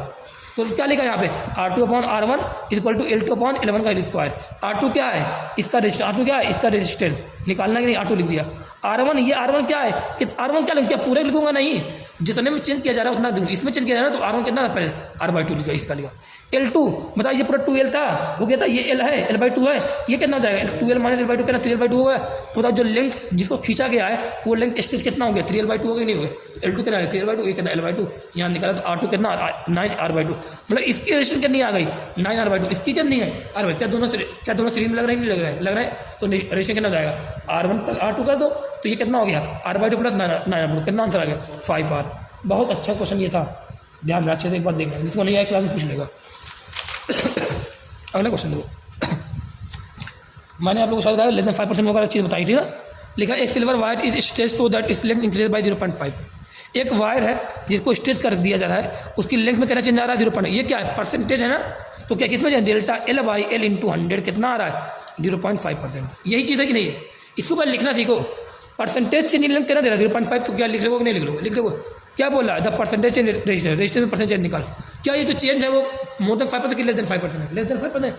अगर लेस देन 5% है तो क्या करें यहाँ पे, वो जो तरीका बताया था वो तरीका करो। क्या करना है, रेजिस्टेंस और लेंथ में पहले फार्मूला लिखो। रेजिस्टेंस और लेंथ का फार्मूला कौन सा लिखूँ, रेजिस्टेंस और लेंथ का फार्मूला कौन सा लिखूँ बताओ। क्या R equal to rho L by A लिखूँ, नहीं बे, क्या लिख रहा है यहाँ पे, स्टेज वर्ड आ रहा है, स्टेज आ रहा है। जब भी स्टेज वर्ड आ जाए और लेंथ में चेंज करे तो फार्मूला क्या लगोगे, R proportional to L square. 10 बार बता चुका हूँ, जब भी स्टेज वर्ड आ जाए लेंथ में चेंज करे formula R proportional to L square लगोगे। ठीक है, लिख दिया। अब बताओ यहाँ क्या लिखोगे, क्या बनना है, लेंथ में चेंज परसेंटेज चेंज आ रहा है, कम आ रहा है ना, कम परसेंटेज लेते हैं 5% तो क्या लिखो, delta R by R into 100 equal to 2 को आगे लाए delta L by L into 100 लिख दिया। बताओ 2 लिखा, कितना delta L by L into 100 कितना आ रहा है 0.5 है, लिख दिया, कितना आ गया 1% आ गया। ये 6% चेंज रेजिस्टेंस आ गया। देखो परसेंटेज लेंथ में लेंथ दे रहा है, रेजिस्टेंस दे रहा है, स्टेजिंग वर्ड, सीधे फार्मूला ये लगा। 10 बार सोचो फार्मूला कब पैसे लगाना, पहले सोच लो क्वेश्चन देख के। ठीक है, 1% आ गया, आया कि नहीं आया, आ जाएगा भाई, मुझे लगता आ जाएगा। ठीक है, अगला क्वेश्चन देखो, इसने सॉल्व नहीं किया, मैं कर दे रहा हूँ। ठीक है, क्या लिखा, a wire of certain material stage slowly by 10%। एक वायर है मान लो एक वायर है, ठीक है, इसको इसकी लेंथ मान लो पहले कितनी है, जो भी है लेंथ मान लो, इसकी लेंथ चलो ठीक है, लेस देन 5 मोर देन 5% दे रहा है ना। एक वायर इसकी रेशन कितनी आर है, बाद में रेशन कितनी R1 मान लो, बाद में रेशन कितनी R2 मान लो जा रही है। क्या क्या स्टेज वर्ड आ गया ना, स्टेज वर्ड आ गया, क्या कर रहा है, स्टेज वर्ड आ गया है, और क्या कर रहा है, लेंथ के बारे में दे रहा है ना, सर्टेन मटेरियल स्लोली बाई 10%। 10% किसी बात कर रहा है, ये लेंथ की बात कर रहा है। अगर लेंथ की बात कर रहा है इसके बारे में तो रेशियो वाला पूछ रहा है, तो बताना यहाँ पे अगर तुम्हें लेंथ की बात करे स्टेज वर्ड आ जाए, लेंथ की बात करे स्टेज वर्ड आ जाए तो फार्मूला क्या लगेगा, आर प्रोपोर्शनल टू क्या लगेगा एल स्क्वायर रहेगा, ये रहेगा formula. R proportional to L square का फार्मूला लगेगा। अगर R proportional to L square formula लगेगा तो बताओ यहाँ पर मुझे किसके बारे में पूछ रहा है कि परसेंटेज चेंजिंग न्यू रेजिस्टेंस क्या आएगा, तो क्या लगेगा कि R2/R1 इक्वल टू L2/L1 का होल स्क्वायर कर दूँगा, नहीं कर दूँगा, ये भी ऐसे आ जाएगा। लेकिन मुझे यहाँ पे निकालना क्या है, मुझे निकालना है यहाँ पे रेजिस्टेंस के बारे में, क्योंकि मोर देन 5% दे रहा है। तो क्या करूँगा यहाँ बताओ, क्या R2/R1 -1 इंटू 100 बनेगा, नहीं बनेगा, बनेगा, ये कर देना।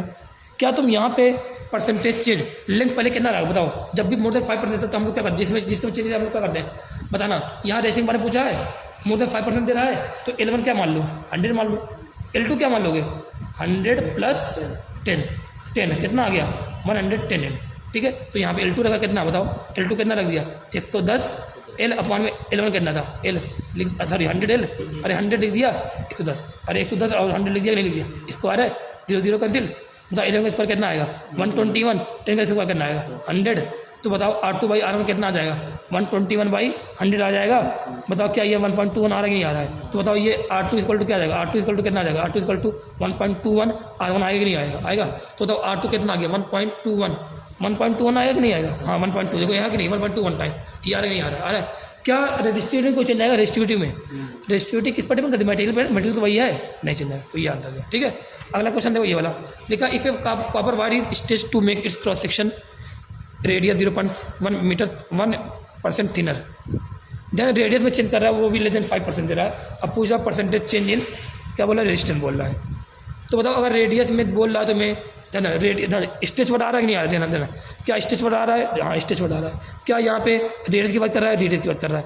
क्या यहाँ पे लेस देन 5% की बात कर रहा है। जब भी स्टेज वर्ड आ जाए रेडियस की बात करे तो फार्मूला क्या लगाओगे, R प्रोपोर्शनल टू 1/R⁴ लगाओगे, नहीं लगाओगे।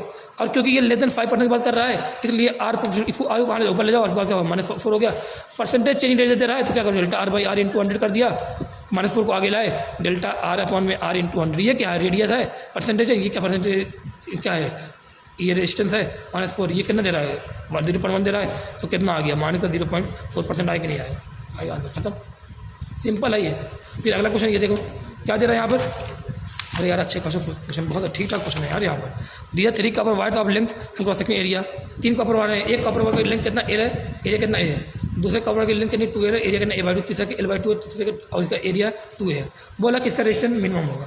तो हम लोग को क्या करना पड़ेगा, तीनों कॉपर वायर है, अगर तीनों कॉपर वायर है तो तीनों की रेजिस्टिविटी क्या रहेगी, सेम रहेगी। तीनों का लेंथ दे रहा है, तीनों का एरिया दे रहा है, फॉर्मूला लगाओ, तीनों का रेजिस्टेंस निकालो, बीच का दिख जाएगा कौन किसका है। तो आर क्या लगा, rho L by A, R rho L by A, R rho A. तो लिखा रेजिस्टिंग फॉर्मूला आर, इसके लेंथ कितना ए अपॉन में आर लिखा, रो तो सेम रहेगा क्योंकि कॉपर तीनों में है। लेंथ कितना 2l है, यहाँ पे लेंथ लिखा 2l, एरिया कितना a/2 है, लिखा रो एल कितना है, एल कितना है, यहाँ पे लेंथ कितना l/2 है, l/2 लिखा, क्रॉस सेक्शन एरिया कितना है 2a है, 2a लिख दिया। यहाँ फॉर्मूला आ जाएगा R1, यहाँ लिखो R2, यहाँ पे R1 R2 R3 निकाल लिया, जिसका ज़्यादा जिसका मिनिमम है ये मिनिमम, तो यहाँ पर लगा खत्म, तीसरे वायर का मिनिमम खत्म। अगला क्वेश्चन दिखा मासेस ऑफ द वायर, क्या बोल रहा है, masses of the wire, the masses of the wire of copper is in the ratio 1:2। मास का रेशियो दिया, 3 वायर है, तीनों वायर कॉपर के हैं, तीनों कॉपर वायर का मास का रेशियो दिया, ठीक है, मतलब तीनों का रेशियोटी क्या रहेगी, सेम रहेगी, ये दिया। फिर बोला एंड देयर लेंथ दिया, लेंथ का रेशियो दिया उनके तीनों का, देखो मास का रेशियो दिया तीनों का लेंथ का, मास का रेशियो कितना 1:3:5, लेंथ का रेशियो कितना 5:3:1।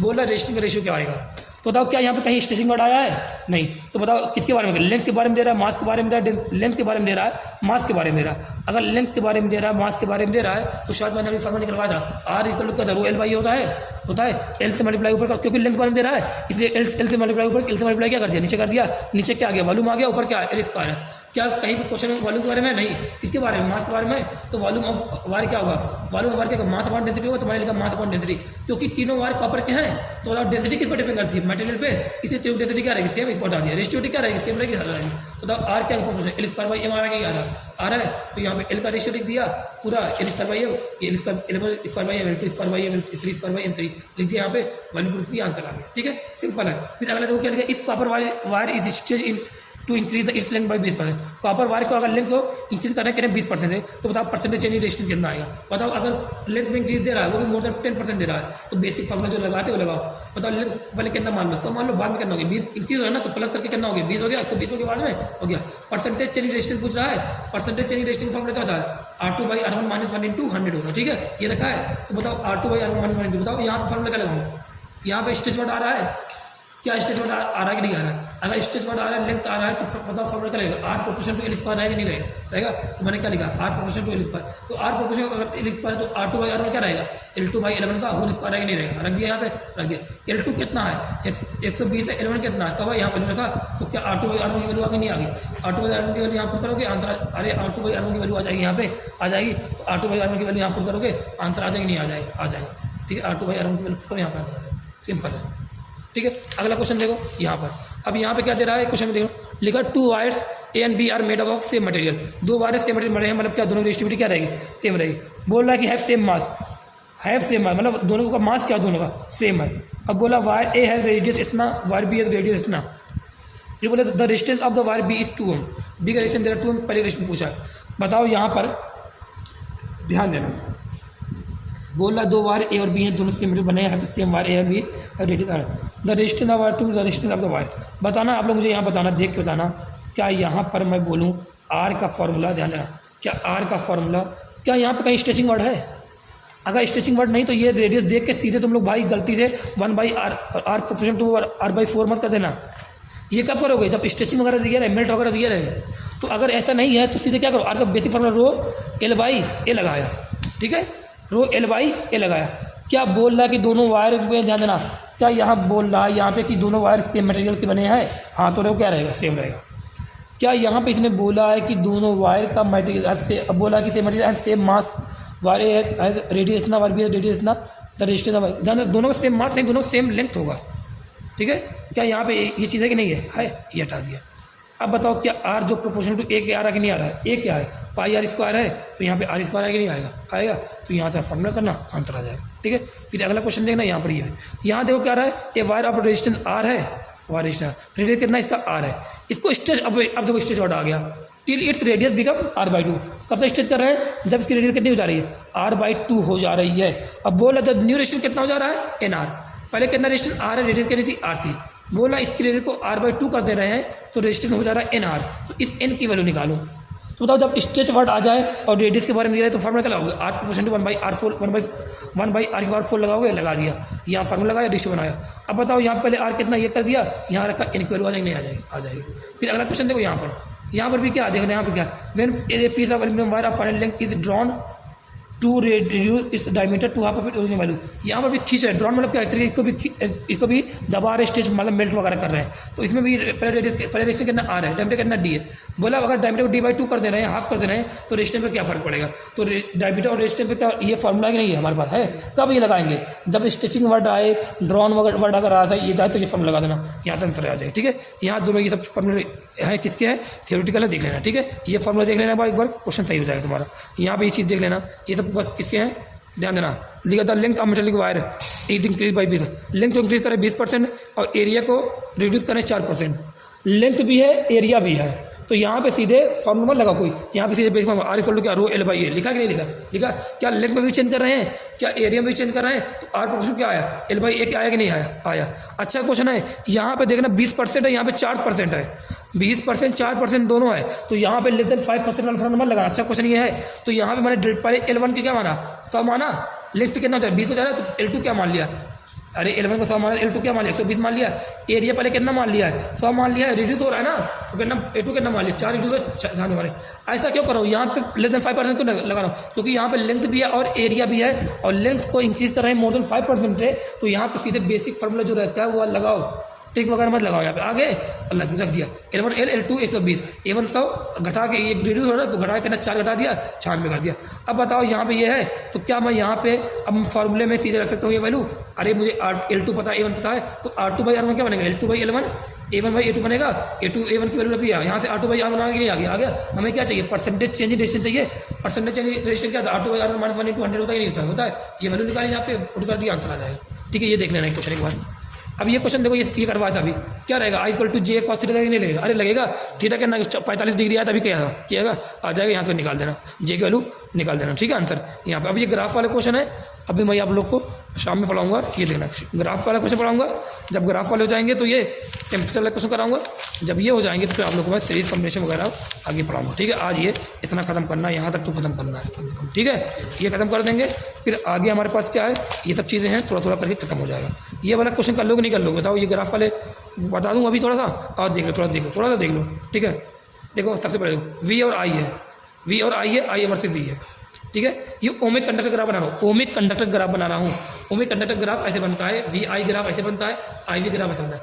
ओमिक कंडक्टर में जो VI ग्राफ बनता है वो लीनियर रहता है, और कहाँ से पास होता है, कहाँ से पास होता है, ओरिजिन से पास होता है, बना दिया। ठीक है, V = IR लिखा, बताओ V = IR होता है कि नहीं होता है, होता है, बताओ V कहाँ पे, Y पे है, R कहाँ पे, I कहाँ पे है, X में है, बताओ यहाँ पे जो R जो M आ रहा है वो कितना आ रहा है, क्या M जो है वो R के बराबर R नहीं आ रहा है, तो V वर्सेस I ग्राफ तुम्हें क्या देगा, V वर्सेस I का जो स्लोप है वो क्या देगा, रेजिस्टेंस देगा। अब याद करो, V वर्सेस I का स्लोप क्या देगा, रेजिस्टेंस देगा, V वर्सेस I का स्लोप क्या देगा, रेजिस्टेंस देगा। I वर्सेस V का स्लोप क्या देगा, I वर्सेस V का स्लोप क्या देगा, 1/, रेजिस्टेंस देगा। I वर्सेस V का स्लोप क्या देगा, 1/, रेजिस्टेंस देगा। याद करो, V वर्सेस I का slope resistance, I versus V का स्लोप 1/, क्यों, V = IR लिखा, I = क्या होगा, V/R आएगा नहीं आएगा, I इस बार I क्या है, Y पे है, R कहाँ पे, यहाँ V कहाँ पे, X पे, इसलिए जो M आ रहा है, एक M क्या होता है, X के आगे वाला क्वेश्चन होता है, M क्या आ रहा है, 1/R आ रहा है, तो स्लोप इस बार आ रहा है 1/R आ रहा है, तो स्लोप जो है इस बार I वर्सेस V में क्या होता है, 1/R, मतलब रेजिस्टेंस का उल्टा होता है। ठीक है, ये चीज़ होगी। अब देखना, ये कुछ पढ़ते हैं, स्टैटिक रेजिस्टेंस वगैरह पढ़ते हैं, ये कहाँ पे आता है, ओमिक कंडक्टर में यही होता है स्टैटिक रेजिस्टेंस, जिसमें जो डिपेंड नहीं करता V और I पे, करंट भी नेगेटिव नहीं हो सकता है, डिपेंड टेम्परेचर पर करता है, लेंथ पे करता है, एरिया पर करता है, मटेरियल, सब कुछ बता दिया, यही बात है। एक बार देख लेना, स्टैटिक रेजिस्टेंस के बारे में देख लेना। ठीक है, स्लोप के बारे में तो पता, ढलान वगैरह पता है। ठीक है, जिसकी ढलान ज़्यादा मतलब उसका स्लोप क्या है, ज़्यादा, ये तो पता, ये सब मत देख लेना। ठीक है, इसमें स्लोप किस तरह, चौथे का, तीसरे कम, इसका कम, इससे कम, ये पता है। ठीक है, अब आ जाओ यहाँ पे, बताओ V वर्सेस I ग्राफ, सबसे बताओ V वर्सेस I ग्राफ का स्लोप क्या देगा, रेजिस्टेंस देगा, R देगा। बताओ किसका रेजिस्टेंस ज़्यादा, इसमें पूछा कि R1 ज़्यादा या R2 ज़्यादा, बताओ R1 ज़्यादा या R2 ज़्यादा, क्योंकि R1 का जो स्लोप है वो ज़्यादा, ढलान ज़्यादा है, इसलिए रेजिस्टेंस का क्या होगा ज़्यादा। V वर्सेस I ग्राफ का स्लोप क्या देता है, रेजिस्टेंस देता है, तो बताओ ये इसमें ग्राफ पढ़ो, रेजिस्टेंस बारे पूछा है तो ग्राफ तो पढ़ सकते हो, ग्राफ में जो स्लोप है वो क्या देता है, रेजिस्टेंस देता है, और स्लोप तो पढ़ सकते हो, स्लोप बताओ किसका ज़्यादा, पहले ज़्यादा है, इसलिए स्लोप अगर पहले ज़्यादा है और स्लोप ढलान, स्लोप यहाँ रेजिस्टेंस देता है, इसलिए रेजिस्टेंस भी पहले क्या होगा, ज़्यादा खत्म होगा। दूसरा मेथड यह है, जिसको देख रहे हैं वो देख लेगा। अब बताओ I वर्सेस V ग्राफ दिया है, अब पूछा इसमें रेजिस्टेंस किसका ज़्यादा है, आई वर्सेस वी ग्राफ दिया, इसमें रेजिस्टेंस कितना देता है, मतलब आई वर्सेस वी ग्राफ का स्लोप क्या देता है, रेजिस्टेंस देता है कि 1 अपॉन रेजिस्टेंस देता है, 1 अपॉन रेजिस्टेंस है। तो यहाँ स्लोप क्या होगा, 1 अपॉन रेजिस्टेंस होगा, तो इसका मतलब यहाँ क्या होगा, यहाँ उल्टा हुआ, जिसका स्लोप ज़्यादा इसका रेजिस्टेंस कम, यहाँ स्लोप कितना ज़्यादा, पहले ज़्यादा है, इसका रेजिस्टेंस कम, इसका रेजिस्टेंस क्या हो जाएगा, ज़्यादा, उल्टा होगा। फिर देखो ये आई वर्सेस वी ग्राफ दिया है, फिर पूछा किसका टेम्परेचर ज़्यादा, पहले ज़्यादा या दूसरे ज़्यादा, अब तो टेम्परेचर T1 ज़्यादा या T2 ज़्यादा, अब ये दिया है। अब मुझे पता है आई वर्सेस वी ग्राफ का स्लोप क्या देता है, रेजिस्टेंस या 1 upon resistance, 1 upon resistance, slope किसका ज़्यादा है, पहले का, अगर पहले स्लोप ज़्यादा तो पहले का रेजिस्टेंस क्या हो गया, कम, पहले स्लोप ज़्यादा तो पहले का रेजिस्टेंस क्या रहेगा, कम रहेगा। अब बताओ रेजिस्टेंस पहले कम है, मतलब R1 क्या कम है, R2 क्या ज़्यादा है। अब बताओ टेम्परेचर बढ़ाने पर रेजिस्टेंस बढ़ता है कि घटता है, बढ़ता है ना, टेम्परेचर बढ़ाने पर रेजिस्टेंस क्या होता है, बढ़ता है। तो मेटल किसका बढ़ता है, टेम्परेचर रेजिस्टेंस मेटल का। अब मेटल के बारे में दे रहा है, ठीक है। तो बताओ अगर R2 R1 ज़्यादा है, R2 अगर R1 से ज़्यादा है, T2 क्या होगा, T1 से ज़्यादा होगा। जिसका रेजिस्टेंस ज़्यादा उसका टेम्परेचर ज़्यादा। रेजिस्टेंस किसका ज़्यादा है, दूसरे का। क्यों, क्योंकि आई वर्सेस वी ग्राफ में जो स्लोप होता है वो 1 अपॉन रेजिस्टेंस देता है, और स्लोप जो है वो इस दूसरे का कम है। स्लोप अगर दूसरे का कम है स्लोप, तो रेजिस्टेंस दूसरे का क्या होगा, ज़्यादा, और जिसका रेजिस्टेंस ज़्यादा उसका टेम्परेचर ज़्यादा। तो यहाँ पर T2 क्या होगा, ज़्यादा होगा। अब देखो आई वर्सेस वी ग्राफ में R2 दिया, R1 दिया है, और ये R2 जो दिया स्लोप थीटा का 60 दिया, इसका तो थीटा दिया और 30 डिग्री दे रहा है। अब बोल रहा है यहाँ पे तुमसे बोल रहा है कि तुम्हें M2 by sorry R1 by R2 निकालो, क्या निकालो, R1 बाई R2 निकालो, R1 बाई R2 चुप लो यार, पागल हो, डिस्टर्ब हो जाए पूरा। R1 बाई R2 निकालो बोला है। अगर R1 बाई R2 निकालने को बोला है तो सबसे पहले पता करो आई वर्सेस वी ग्राफ में R1 R2 क्या होता है। क्या देख बता दो कि नहीं, आई वर्सेस वी ग्राफ में जो स्लोप होता है वो क्या देता है, 1 अपॉन रेजिस्टेंस देता है। तो यहाँ पे अगर मैं बोलूँ स्लोप क्या है, स्लोप 1 अपॉन रेजिस्टेंस है, तो मैंने लिखा M2 upon M1, M2 upon M1, दूसरे स्लोप अपॉन में पहले स्लोप, क्योंकि इनवर्स रिलेशन इसलिए क्या लिखा, पहले का रेजिस्टेंस अपॉन में दूसरे रिलेशन, क्योंकि स्लोप में और रेजिस्टेंस में आई वर्सेस वी में क्या होता है, इनवर्स रिलेशन होता है। तो M2 अपॉन M1 क्या रहेगा, R1 बाई R2 रहेगा। M2 क्या रहेगा, tan थीटा 2, M1 क्या रहेगा, tan थीटा 1 रहेगा। tan थीटा 2 बताओ क्या है, दूसरे का बताओ ये है, अरे दूसरा ये तो है, इतना 60 डिग्री का यहाँ पे आंसर आ जाएगा, सिंपल है। ये क्वेश्चन हो जाएगा। ये नॉन ओमिक कंडक्टर है, नॉन ओमिक कंडक्टर में ग्राफ लीनियर नहीं बनता। वी और आई ग्राफ में जो मतलब ओमिक कंडक्टर में वी वर्सेस आई ग्राफ कैसा बनता है, लीनियर बनता है, मतलब स्ट्रेट टाइम रहता है। नॉन ओमिक कंडक्टर में वी वर्सेस आई ग्राफ कैसा बनता है, आई वर्सेस वी ग्राफ कैसा बनता है, नॉन लीनियर होता है। तो ये ग्राफ जो प्रैक्टिकल ग्राफ है, तो प्रैक्टिकल ग्राफ याद करना, ये मैंने आप लोग कहाँ बताया, सेमी कंडक्टर में बताया। और सेमी कंडक्टर मैंने बताया था आप लोग को एक डायनामिक रेजिस्टेंस बताया था, डेल्टा वी बाई डेल्टा आई। ये जो सेमी कंडक्टर में जो डायनामिक रेजिस्टेंस होता है वो वी और आई पे डिपेंड करता है, लेकिन कंडक्टर मेटल में जो रेजिस्टेंस होता है वो होता है स्टैटिक रेजिस्टेंस, वो वी और आई पे डिपेंड नहीं करता। ये वाला जो है वो डेल्टा वी और डेल्टा आई पे डिपेंड करता है, बताया था आप लोग को, एक बार ये थ्योरी पढ़ लेना, ठीक है। ये सेमी कंडक्टर में क्या होता है, ध्यान देना, सेमी कंडक्टर में तो अगर तुम वोल्टेज बढ़ाओगे तो रेजिस्टेंस घटेगा, मतलब इसका मतलब जो रेजिस्टेंस है वो वोल्टेज पर डिपेंड कर रहा है। ये वहाँ पे मैंने बताया था आप लोग को, एक बार सेमी कंडक्टर में वाली बात पढ़ लेना, या तो यही पढ़ लेना एक बार, ठीक है। फिर ये है, फिर क्या यही सेमी कंडक्टर यही है, गैलियम आर्सेनियम है, सेमी कंडक्टर होते हैं, होते हैं। ये ग्राफ देखना क्या था, ये प्रैक्टिकल ग्राफ है, आई वर्सेस वी ग्राफ। ये जो एक कंपाउंड है गैलियम आर्सेनिक ग्राफ है, इसको देखना।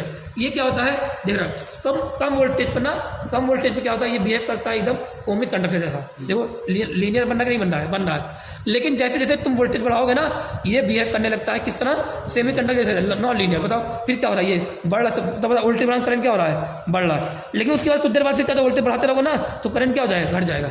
तो बताओ यहाँ पे क्या है, देख बताओ, आई वर्सेस वी का स्लोप यहाँ क्या है, पॉजिटिव है शुरू में, फिर बाद में क्या स्लोप, नेगेटिव है। तो कभी तुमसे पूछे स्लोप क्या देता है, यहाँ पे रेजिस्टेंस देता है, आई वर्सेस वी का स्लोप क्या देता है, 1 अपॉन रेजिस्टेंस। तो बताओ यहाँ पे अगर स्लोप यहाँ पॉजिटिव, यहाँ पर रेजिस्टेंस क्या रहेगा, पॉजिटिव रहेगा, यहाँ स्लोप नेगेटिव है तो रेजिस्टेंस क्या रहेगा, नेगेटिव रहेगा।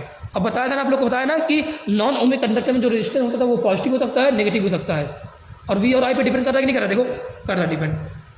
तो यहाँ पे जो रेजिस्टेंस है वी पे आई पे दोनों डिपेंड कर रहा है, और साथ में पॉजिटिव और नेगेटिव दोनों हो सकता है। पॉजिटिव कब रहता है, कम वोल्टेज पे, ज़्यादा वोल्टेज करने पे ये रेजिस्टेंस क्या हो सकता है, नेगेटिव हो सकता है। और देखो क्या है, शुरू में लीनियर, बाद में क्या है, नॉन लीनियर। ऐसे तुम्हें देगा, रीजन देगा, पूछेगा, ऐसे ए बी लिखेगा और यहाँ लिखेगा सी डी लिखेगा, बोलेगा कौन सा लीनियर, कौन सा यहाँ पे पॉजिटिव रेजिस्टेंस वाला, नेगेटिव रेजिस्टेंस कौन सा रीजन है। तो तुम्हें बात बताना है, नेगेटिव रेजिस्टेंस रीजन है, ये क्या है, पॉजिटिव रेजिस्टेंस रीजन है। कौन सा लीनियर, कौन सा नॉन, शुरुआत में क्या लीनियर, फिर बाद में क्या आ सकता पूरा नॉन लीनियर, ऐसे पूछा, ठीक है। फिर आ जाओ मेटल के बारे में, किसमें आ जाओ, मेटल के बारे में। बताया आप लोग को शायद बताया कि मेटल में अगर टेम्परेचर बढ़ाते हैं, मेटल मतलब कंडक्टर है, अगर मेटल में टेम्परेचर बढ़ाते हैं बताओ क्या होगा, जो उसमें इलेक्ट्रॉन रहेंगे उसकी थर्मल स्पीड क्या होगी, बढ़ेगी। अगर इलेक्ट्रॉन की थर्मल स्पीड बढ़ेगी तो नंबर ऑफ कॉलिजन बिटवीन क्या होगा, मोर फ्रीक्वेंट होगा, ध्यान। अगर मैं बताऊँ टेम्परेचर बढ़ाता हूँ तो थर्मल स्पीड क्या होगी, बढ़ेगी, तो नंबर ऑफ कॉलिजन क्या होगा, बढ़ेगा। अगर नंबर ऑफ कॉलिजन बढ़ रहा है मतलब क्या हो रहा है, बहुत तेज वो कॉलिजन करना है, तो टाउ क्या था, रिलैक्सेशन टाइम तो नहीं था। टाउ क्या था, रिलैक्सेशन टाइम, कितनी देर लगाते हैं, कितना टाइम लगाते हैं वो टकराने में।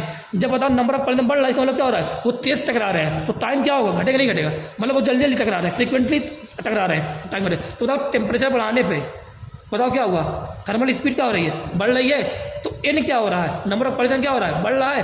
तो थर्मल ये जो टाइम हो क्या, अरे स्पीड अगर बढ़ रही है तो टाइम क्या होगा, घटेगा। टाइम अगर घटेगा तो रो क्या होता है, m/n² टी होता है कि नहीं, टाउ होता है कि नहीं होता है। अगर टाउ घट रहा है तो रेजिस्टिविटी क्या होगी, बढ़ेगी। अगर रेजिस्टिविटी बढ़ेगी तो सिग्मा क्या होता है, 1/ρ होता है। अगर रेजिस्टिविटी बढ़ेगी तो सिग्मा कंडक्टिविटी क्या होगी, घटेगी। अगर कंडक्टिविटी घटेगी तो तब R इक्वल टू क्या होता है, ρl/a होता है, क्योंकि यहाँ पे रेजिस्टेंस क्या होता है, रेजिस्टेंस क्या होता है, क्या जानना, क्योंकि रो बढ़ रहा है ना, रो क्या हो रहा है, बढ़ रहा है, तो रेजिस्टेंस में क्या होगा, बढ़ेगा। देखो ये हो रहा है, आर क्या होता है, ρl/a, क्योंकि रो बढ़ रहा है तो रेजिस्टेंस में क्या होगा, बढ़ेगा। तो यहाँ पर डायरेक्ट टेम्परेचर बढ़ाने पे रेजिस्टेंस क्या हो रहा है, बढ़ रहा है, रेजिस्टिविटी क्या हो रही, बढ़ रही है। किसके लिए, मेटल के लिए। तो मेटल के लिए टेम्परेचर बढ़ाओगे तो रेजिस्टिविटी भी बढ़ेगा और रेजिस्टिविटी भी बढ़ेगी। कुछ ग्राफ थे यहाँ पे, ग्राफ बताया था, कुछ ग्राफ थे कॉपर वगैरह के, वो ग्राफ प्रैक्टिकल ग्राफ है, उसको डायरेक्ट देख लेना एक बार। सेमी कंडक्टर में यहाँ पे सेमी अल्फा जो होता है वो टेम्परेचर कॉफिशिएंट होता है, वो पॉजिटिव होता है मेटल में। यहाँ पे क्या होता है, नेगेटिव होता है, क्योंकि यहाँ पे जो टेम्परेचर बढ़ाते हैं तो रेजिस्टेंस घटता है। मेटल में टेम्परेचर बढ़ाने पे रेजिस्टेंस क्या होता है, बढ़ रहा है, रेजिस्टिविटी भी क्या हो रही, बढ़ रही है। सेमी कंडक्टर में टेम्परेचर बढ़ाने पे रेजिस्टेंस घटता है, यहाँ पर वहाँ मैंने प्रूफ किया है, ठीक है। फिर ये कुछ फॉर्मूले, rho T equal to ρ0 1 plus alpha delta T, याद है। Delta L equal to L0 1 plus alpha delta T, याद है। Delta A equal to A0 1 plus alpha delta T, याद है। यहाँ पे रोटी इक्वल टू, रोटी नहीं, वो रोटी नहीं जो खा रहे हो, अरे वो रही रोटी वाला resistivity at temperature T, ρ0 in bracket 1 plus alpha delta theta. ये डेल्टा थीटा क्या है, टेम्परेचर पे चेंज है, ठीक है। टी माइनस T0 है, T0 ध्यान देना। ये ρ0 क्या है, ρ0 क्या है, ये ऐसा रेजिस्टेंस है, initial resistance, initial resistivity 0 degree Celsius पर, या बोले 27 डिग्री, देखो ध्यान देना, 0 डिग्री सेल्सियस पर रेजिस्टिविटी ρ0 कहलाती है। अगर क्वेश्चन में कुछ नहीं दिया, 27 डिग्री सेल्सियस दिया है, तो क्वेश्चन में एनसीईआरटी में दिया ये क्वेश्चन, तो 27 डिग्री सेल्सियस पर जो रेजिस्टिविटी रहेगी क्या कराएगी, ρ0 कराएगी। ये क्या है, 0 डिग्री सेल्सियस और 27 डिग्री सेल्सियस के अलावा जो भी टेम्परेचर है उस पर अगर कोई रेजिस्टेंस है तो उसको क्या बोलेंगे, रोटी। रेजिस्टिविटी है तो क्या बोलेंगे, रोटी बोलेंगे। ये देखो R0 1 प्लस R0 क्या बोलो, R0 क्या है, T0 टेम्परेचर पर रेजिस्टेंस, RT क्या है, T टेम्परेचर पर रेजिस्टेंस, ठीक है। ये फर्क, ये T0 क्या होता है, T0 होगा 0 डिग्री सेल्सियस, मोस्टली ये दिया क्वेश्चन में, एक क्वेश्चन 27 डिग्री सेल्सियस एनसीईआरटी में दिया, ठीक है। ये फॉर्मूला RT इक्वल टू क्या, R0 1 प्लस अल्फा डेल्टा, ये नहीं है R0, ध्यान देना। अगर मैं इसको मल्टीप्लाई तो क्या RT equal to R0 into R0 plus में क्या आएगा, R0 अल्फा डेल्टा टी आएगा, नहीं आएगा, निकालोगे इसको बाहर लाओगे तो ये एक रिलेशन ही बनेगा, RT minus R0 upon R0। ये क्या है, परसेंटेज चेंज है, ये क्या है, सॉरी फ्रैक्शनल चेंज, ये भी क्या फ्रैक्शनल चेंज, ठीक है। ये दो ग्राफ कुछ था, ये ग्राफ देखना, हाई टेम्परेचर पर क्या होता है, लोड में क्या होता है, ध्यान देना, ठीक है। ये ग्राफ स्ट्रेट लाइन, ये ग्राफ थोड़ा देख लेना, बता दूंगा अभी आप लोग को, ये दोनों ग्राफ देखना। ये ग्राफ जो है केल्विन वाला ग्राफ है, ये ग्राफ है डिग्री सेल्सियस वाला ग्राफ है। किसके लिए है, ये मेटल के लिए। किसके लिए देख रहा हूँ, ये मेटल का। ये थोड़ी बात किसी की थी, सेमी कंडक्टर थी। ये आगे बात किसकी थी, मेटल की थी, ठीक है। ये क्या था, सेमी कंडक्टर था, सब पता रहे किसके लिए, ठीक है। ये मेटल के लिए, ठीक है। अब यहाँ पे कुछ चीज़ें आएंगी, अब सीधे क्वेश्चन करेंगे यहाँ पे आगे, वो बताऊँगा आप लोग, ठीक है। अब सीधे क्या करेंगे, क्वेश्चन करेंगे। ये थ्योरी आप लोग सब पढ़ लेना। अरे मैं सब पढ़ाने के लिए शाम में पढ़ाऊंगा, बाद शाम में ये वीडियो तो आ ही जाएगी, रात में पढ़ना रहेगी वाला क्वेश्चन, ठीक है। जो आगे आएगा तो पहले आप लोग ये क्या करना, ये थोड़ी पढ़ लेना, मुझे अब सीधे क्वेश्चन कराना नहीं है। ये क्वेश्चन करा के मैं सीरीज कॉम्बिनेशन पे अब डायरेक्ट आ जाऊँगा, ठीक है। हो जाएगा भाई, ठीक है, बहुत है, इतना बहुत आज के लिए ना।